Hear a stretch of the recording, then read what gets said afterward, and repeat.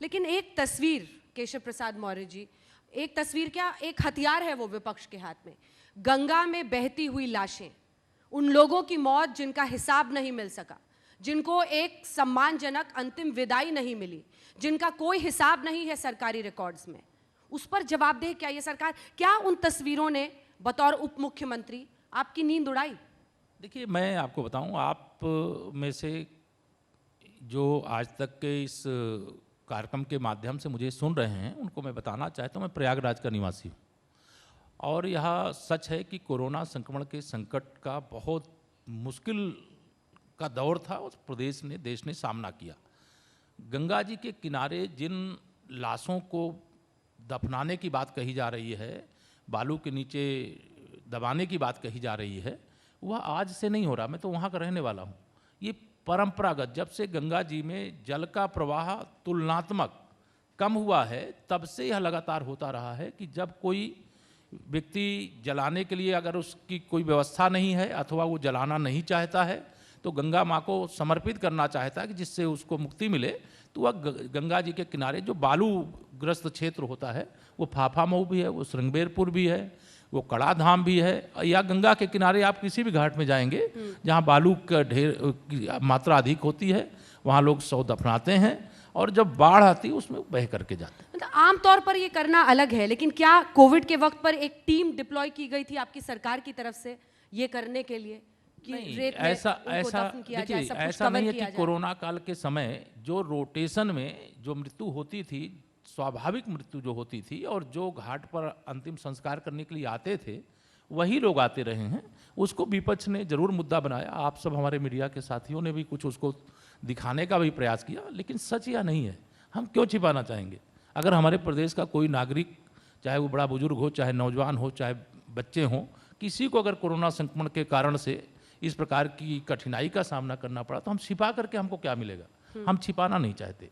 उसको दिखाने का तरीका अलग प्रकार से जरूर आया है, लेकिन सच यही है कि वहाँ पर बहुत वर्षों से इस प्रकार से अंत्येष्टि के कार्यक्रम होते रहे। दूसरा मुद्दा किसानों का। किसान लगातार आंदोलन कर रहे हैं और लखनऊ का रुख कर रहे हैं, और राकेश टिकैत जी चुनौती दे रहे हैं कि अब हम दिल्ली की तरह यहाँ पर भी बॉर्डर पर अपना आंदोलन करेंगे। नींद इससे उड़ती है?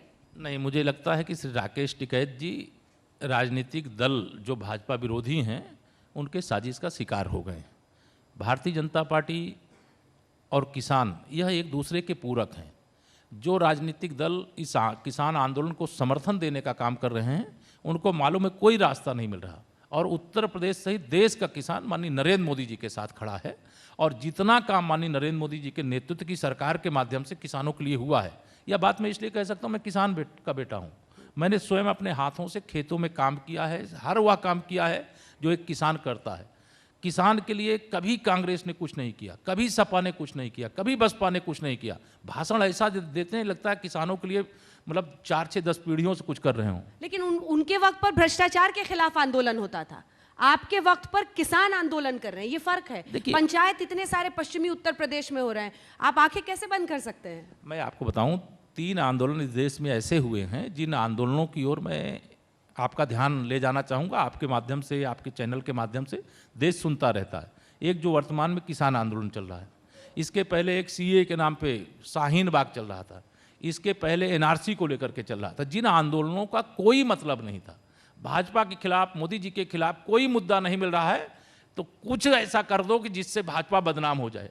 लेकिन जो भाजपा को बदनाम करने की कोशिश करते हैं, उनका असली चेहरा जनता के सामने आ जाता है, किसानों के सामने आ जाता है। आप बताइए, किसान आंदोलन किनका समर्थन प्राप्त है? कितने किसान वहाँ धरने में बैठते हैं, प्रदर्शन में बैठते हैं? कौन लोग उस आंदोलन को लेकर के क्यों चला रहे हैं? जो किसान कृषि बिल जिसको लेकर के विवाद है, उस विवाद को देश की सर्वोच्च अदालत ने अभी रोक ही दिया है, तो इसमें आंदोलन तो यूपी के किसान तीनों कृषि बिल से एकदम संतुष्ट हैं? मैं एकदम आपने कन्विंस कर दिया सारे? हाँ, मैं एकदम मानता हूं कि उत्तर प्रदेश का किसान संतुष्ट भी है और भारतीय जनता पार्टी और मोदी जी के साथ भी।